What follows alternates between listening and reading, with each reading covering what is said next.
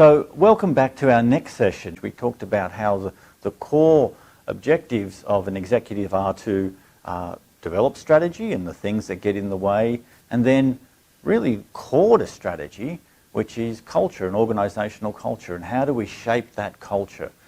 It really is important to understand why we were where we were and why it worked.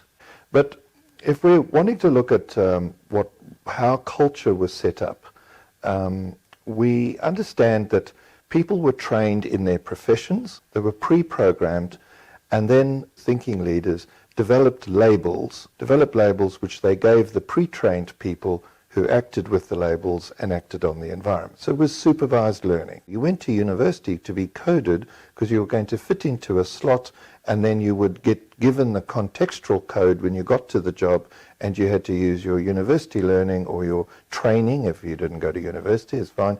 You used your training to use the labels you were given to deliver work. And the culture was set within all of that structure. And so we've removed the tool of supervision and also what's changed is the world isn't supervisable anymore.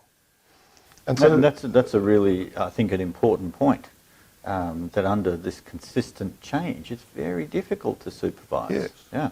And the leaders can't make adequate labels anymore. Well, they're making VUCA labels, and we talked about how that was just a delusion of control. So we have to get people to think differently, and we have to get people to actually think well, and leaders to think about thinking. And the only way we can really do that is build it into the culture. And we've got to now match this culture with a world that can't be bullied, can't be supervised. Everybody needs to do a lot more independent thinking for themselves when they're in that group, when they're collaborating.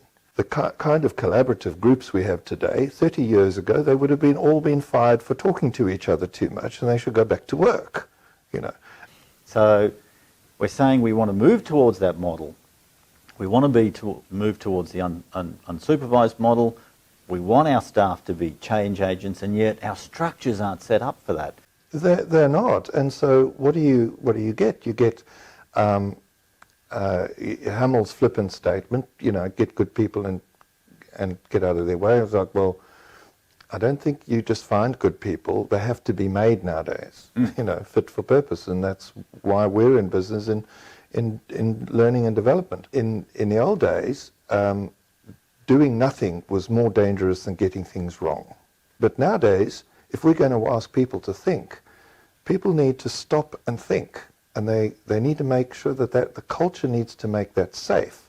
And this asking a question or inquiring, and also just to stop escalating VUCA, we need to get people to stop. It needs to be okay to stop and think. Innovation almost never happens at the core. It always happens on the fringe.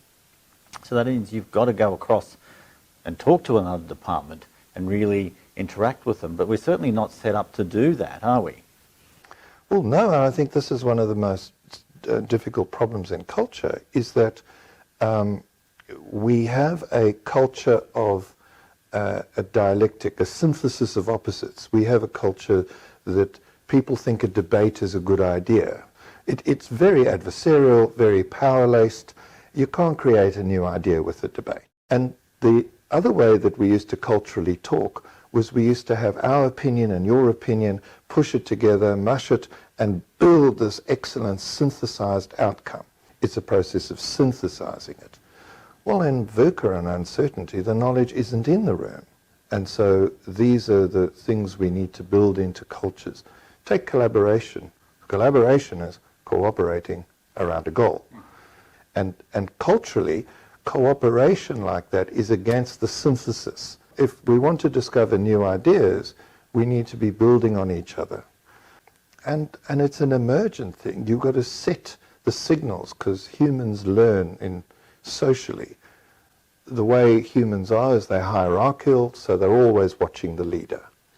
You know, we have these open plan offices, the leader walks through the office, and they're completely unaware of their physicality.